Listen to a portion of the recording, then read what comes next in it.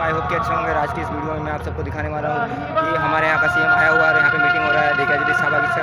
तो फिर बने रहिए मेरे साथ इस ब्लॉग में। आगे आप सारे लोग आए हैं और गाड़ियों की लाइन लगी पड़ी है गाइस। और अभी हमारे यहाँ का सीएम आएगा तो मैं आप सबको ज़रूर दिखाऊँगा और बने रहिए मेरे साथ इस वीडियो में। आगे बहुत ज़्यादा आप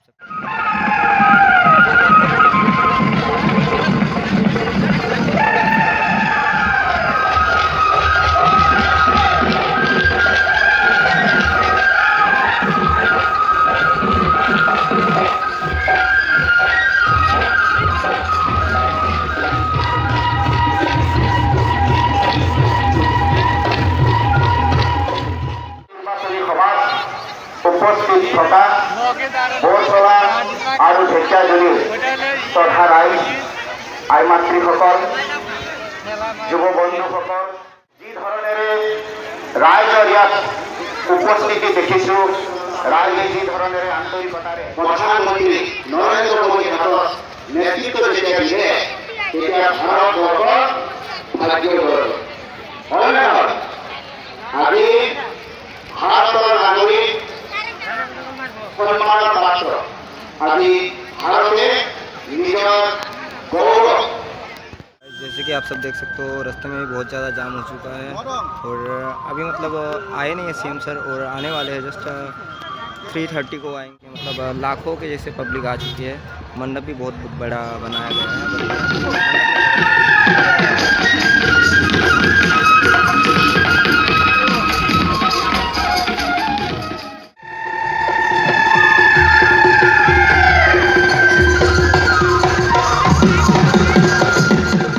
तो फाइनली हमारे सीएम सर आ चुके हैं गैस और मतलब बहुत ज़्यादा ट्रैफिक जाम है यहाँ पे गैस। और मतलब आर्मी वाले भाई लोग तो बहुत ज़्यादा मतलब हाँ जाम क्लियर करने में लगे हुए हैं। और भी आ ही रही है मतलब करीब 20 से 30 गाड़ियाँ हैं।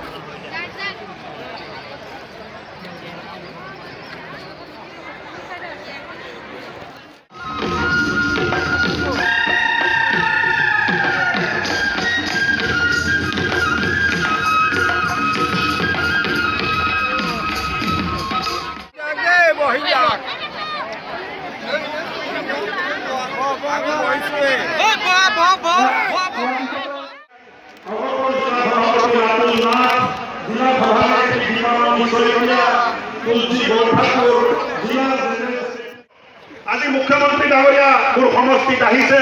মুখ্যমন্ত্ৰী ডাঙৰীয়াৰ মোৰ সমষ্টিত মুখ্যমন্ত্ৰী হোৱাৰ প্ৰথম যাত্ৰা আৰু তেখেতৰ আশীৰ্বাদত মোৰ মন্ত্ৰী হোৱাৰ পিছত মোৰ সমষ্টিত তেখেতৰে প্ৰথম যাত্ৰা আৰু আজি হাজাৰ হাজাৰ হাজাৰ হাজাৰ মানুহ তেখেতক মৰম স্নেহ আৰু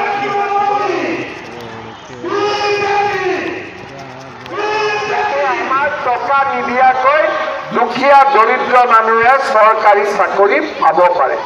শ্ৰদ্ধাৰ ৰাইজ, আজি যদি আপোনালোকে চাই আমাৰ অসমত দালাল নোহোৱা হ'ল, দুখীয়া কিন্তু বাকী সকলো মানুহৰ ৰেচন কাৰ্ড আছে। এতিয়া মই আপোনালোকক নেক্সট প্ৰশ্নটো সুধিম, অৰুণোদয় কাৰ কাৰ নাই? আকৌ ঘূৰিব নালাগে। আকৌ ৰেচন কাৰ্ড কাৰ কাৰ আছে? এতিয়া সকলো মানুহৰ ৰেচন কাৰ্ড আছে।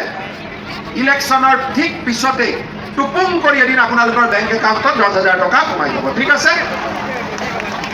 এই 10,000 টকা আপোনালোকে কৰিব। কলেজত এডমিশ্যন লোৱাৰ লগে লগে তাইক আমি বছৰি 10,000 টকা বেংকৰ একাউণ্টত সোমাই দিম। ডিগ্ৰীত এডমিশ্যন ল'ব, তাইক 12,500 টকা তাৰ বেংক একাউণ্টত সোমাই দিম। আৰু যিগৰাকীয়ে ইউনিভাৰ্চিটিত পঢ়িব তাই বেংক একাউণ্টত আমি 25,000 টকা আমি সোমাই। এতিয়া আপোনালোকে চিন্তা কৰক, সেইকাৰণে মই কৈছো দুটা বাচ্চা হ'লে ভাল, 4টা হ'লে কষ্ট মোৰ হ'ব। আমাৰ অসমত হিন্দু মুছলমান খ্ৰীষ্টিয়ান সকলো শান্তিত আছে। এতিয়া আপোনালোকে চাওক, মানুহে আমাক কয় যে বিজেপি সাম্প্ৰদায়িক, কিন্তু মই যে ক'লো যে অৰুণোদয় দিম ৰেচন কাৰ্ডত থকা মানুহক, মইতো এইটো কোৱা নাই যে অকল হিন্দুক দিম, আমি ৰূপান্তৰ কৰিম। শ্ৰদ্ধাৰ ৰাইজ, আপোনালোকে আজি ঢেকীয়াজুলি সমষ্টিত নতুনকৈ ডিলিমিটেশ্যন হ'ল, ঢেকীয়াজুলি ৰাইজক অনুৰোধ জনাম, পাৰিবনে নাই? যোৱাবাৰ আমি কিমান ভোটত পল্লৱ দাসক লোচন দাসক জিকাইছিলো? প্ৰায় 60,000 ভোটত যোৱাবাৰ আমি পল্লৱ লোচন দাসক জিকাইছিলো। এইবাৰ আমি ঢেকীয়াজুলিৰ পৰা ৭৫,000 ভোটত নৰেন্দ্ৰ মোদীক জিকাব লাগিব। সকলো মানুহ বহুত দেৰিৰ পৰা ইয়াতে আছে, বহুত দিনৰ পৰা ঢেকীয়াজুলিত আহিছো, আপোনালোকক একেলগে লগ পাই সঁচাকৈ বহুত ভাল লাগিলে। ৰাতিপুৱা ইলেকশ্যনৰ দিনা ৰাতিপুৱাই ওলাব আৰু একদম ইলেকট্ৰনিক ভোটিং মেচিনত পদুমত মাৰি মাৰি মাৰি পদুম একদম এনেকে কৰি দিব যাতে কোনোবাই ভোট দিব গ'লে চকুটো খালি পদুমতে পৰে। হ'বতো? চিন্তা কৰিব যে দুপৰীয়া ভাত খাই আগতেই ভোটটো দি দিব। দেৰিলৈকে থাকিলে কেতিয়াবা মিছ হৈ যায়। আমিও 100% ভোট দিয়া শিকিব লাগে। গতিকে ধন্যবাদ। জয় হিন্দ, বন্দে মাতৰম।